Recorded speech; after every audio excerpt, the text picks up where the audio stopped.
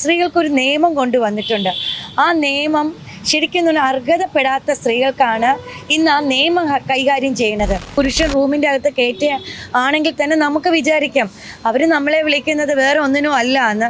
അതിനുള്ളൊരു കോമൺ സെൻസും നമുക്ക് എല്ലാവർക്കും ഉണ്ട്. പക്ഷെ ഒരാളെ ഇഷ്ടമല്ലെങ്കിൽ അടുത്തത് പറയുന്ന പീഡനമാണ്.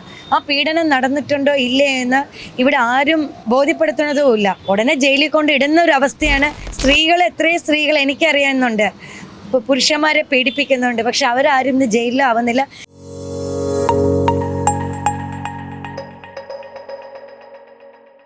നമസ്കാരം. ഇന്ന് അന്താരാഷ്ട്ര പുരുഷ ദിനമാണ്. ഈ ഒരു ദിവസവുമായി ബന്ധപ്പെട്ട് കേരള മെൻസ് അസോസിയേഷൻ ഇപ്പോൾ ഒരു പരിപാടി സംഘടിപ്പിച്ചിരിക്കുകയാണ്. ഈ പരിപാടിയിൽ കേരളത്തിലെ പ്രമുഖ സീരിയൽ സിനിമ നടിയായ മായ വിശ്വനാഥ് ഇപ്പോൾ മാധ്യമങ്ങളോട് പ്രതികരിക്കുകയാണ്.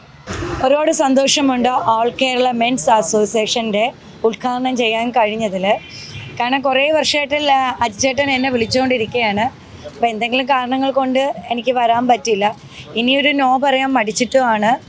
പക്ഷേ ശരിയാണ്, ഇവിടെ എൻ്റെ ഒരു കാഴ്ചപ്പാടിൽ എനിക്ക് പുരുഷനോ സ്ത്രീയോ ഒന്നുമല്ല, വ്യക്തികൾ അവരെ നമ്മൾ റെസ്പെക്റ്റ് ചെയ്യുക.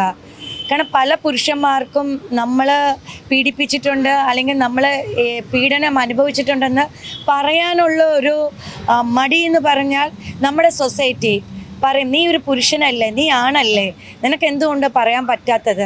നമ്മളെല്ലാം വ്യക്തികളാണ്. നമുക്കൊക്കെ ഇമോഷണൽ, സ്ത്രീ ആയാലും പുരുഷനായാലും ഇമോഷണലൊക്കെ ഒന്നാണ്, അവരുടെ സങ്കടം ഒന്നാണ്. പക്ഷേ ഇവിടെ സ്ത്രീകൾക്ക് മാത്രമേ എന്തും പറയാൻ പറ്റുള്ളൂ. സ്ത്രീകൾക്കൊരു നിയമം കൊണ്ടുവന്നിട്ടുണ്ട്. ആ നിയമം ശരിക്കും അർഹതപ്പെടാത്ത സ്ത്രീകൾക്കാണ് ഇന്ന് ആ നിയമം കൈകാര്യം ചെയ്യുന്നത്. ഒരു പുരുഷൻ ഒരു സ്ത്രീയെ നോക്കുകയാണെങ്കിൽ നമുക്കത് കേസ് കൊടുക്കാം. പക്ഷേ ഇന്ന് നടക്കുന്ന ഒരു നിയമം ജുഡീഷ്യലും എന്ന് പറയുന്നത്, ഒരു സ്ത്രീക്ക് ഒരു പുരുഷനെ ഇഷ്ടമില്ലെങ്കിൽ, അത് എനിക്ക് തന്നെ എൻ്റെ ഒരു ഫ്രണ്ടുണ്ട്, അവർ തമ്മിൽ ഇഷ്ടമായിരുന്നു, പ്രണയമായിരുന്നു. പക്ഷെ എന്തോ പല കാരണങ്ങൾ കൊണ്ട് അവർ വേർപിരിഞ്ഞപ്പോൾ ആ വ്യക്തി കൊണ്ട് കൊടുത്തത് എന്നെ പീഡിപ്പിച്ചു എന്നാണ്. പീഡനം എന്ന് പറയുമ്പോൾ കൊച്ചുകുട്ടിയൊന്നും അല്ലല്ലോ, ഒരു മുതിർന്ന സ്ത്രീയാണ്. ഒരു പുരുഷൻ ഒരു സ്ത്രീയെ വിളിച്ചാലും ഞാനത് പല സ്ഥലത്തും പറയാറുണ്ട്, എന്നെ അടുത്തറിയാവുന്നവർക്ക് അറിയാം. ഒരു സ്ത്രീ വിചാരിച്ചാൽ മാത്രമേ ഒരു പുരുഷൻ്റെ അടുത്ത് പോവുള്ളൂ. ഒരു പുരുഷൻ റൂമിൻ്റെ അകത്ത് കയറ്റുക ആണെങ്കിൽ തന്നെ നമുക്ക് വിചാരിക്കാം അവർ നമ്മളെ വിളിക്കുന്നത് വേറെ ഒന്നിനും അല്ല എന്ന്. അതിനുള്ളൊരു കോമൺ സെൻസും നമുക്ക് എല്ലാവർക്കും ഉണ്ട്. പക്ഷെ ഒരാളെ ഇഷ്ടമല്ലെങ്കിൽ അടുത്തത് പറയുന്ന പീഡനമാണ്.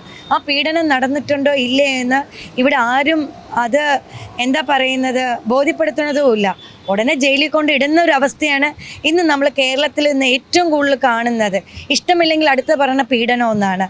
അപ്പോൾ തെറ്റ് ചെയ്തിട്ടുണ്ടെങ്കിൽ രണ്ടുപേരും ഒരേപോലെയാണ് തെറ്റ് ചെയ്തത്. പക്ഷെ പുരുഷന്മാർ മാത്രമാണ് ഇന്ന് ജയിലിൽ കിടക്കുന്നതും അനുഭവിക്കുന്നതും.